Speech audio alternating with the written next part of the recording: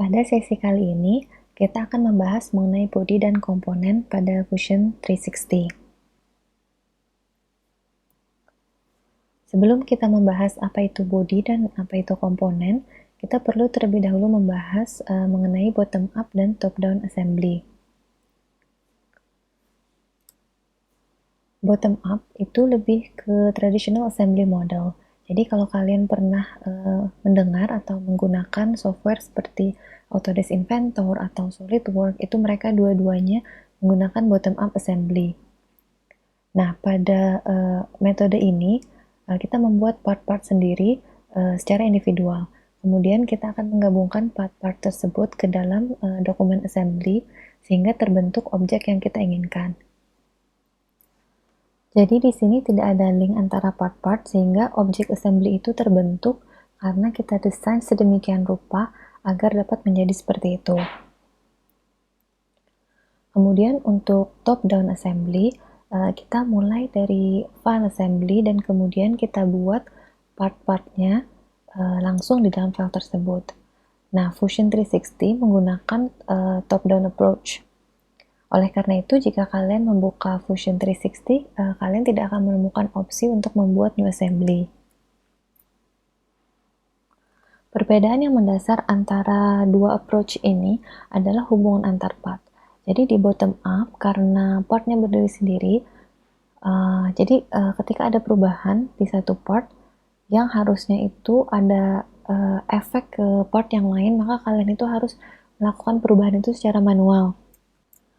Sementara pada top-down assembly itu ada interkoneksi antar part, sehingga jika satu part berubah, maka part yang lain juga akan berubah mengikuti part tersebut.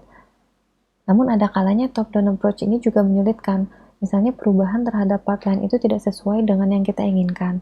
Nah, apalagi jika kita bekerja pada file assembly yang cukup besar. Maka dari itu kita harus sedemikian rupa mengatur hubungan antar entitas dan constraint pada top-down assembly ini agar objek assembly sesuai dengan yang kita inginkan. Kemudian kita lanjut pembahasannya ke body dan komponen. Nah, body ini bisa kita lihat sebagai modeling tool. Jadi misalnya kita sudah yang kita buat itu paperclip, dan contoh yang lainnya bisa juga cangkir seramik. Jadi memang hanya ada satu body pada objek tersebut.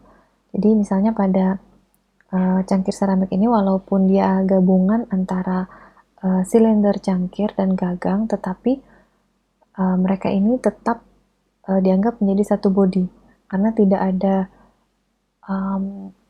joint yang perlu dilakukan oleh dua komponen ini. Kemudian komponen itu bisa kita sebut sebagai part yang dimanufaktur. Jadi pada umumnya memang komponen ini untuk bagian-bagian yang nantinya akan digabungkan dan ada relasi antara komponen yang satu dengan komponen yang lain. Jadi kalau desain kita seperti itu, ada beberapa bagian dan akan digabungkan, maka kita perlu menggunakan komponen. Nah, salah satu karakter dari komponen ini adalah dia dapat diperbanyak, sementara body tidak bisa. Kemudian body ini juga tidak bisa mensimulasikan join atau relationship antar part. Misalnya ada part yang bisa dirotasi atau yang bisa sliding. Ini hanya bisa kita lakukan jika part tersebut merupakan komponen. Nah, sehingga take home lesson-nya di sini adalah lebih baik kita memulai project gambar kita itu selalu dengan menggunakan komponen.